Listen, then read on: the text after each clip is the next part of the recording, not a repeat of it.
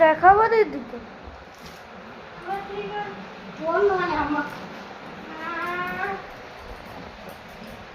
কুকুমার আর আমার মেয়ে, আমার মা মেয়ে সমানে সমান। কুকুমার যা হয় যে আমারও তা হবে। ঠিকই আছে, ভালো আছে। গাডার দেওয়া আছে, দেখা যাচ্ছে আর একটা অনেক এমনি প্যান্টগুলো পরে কেটে যাচ্ছে।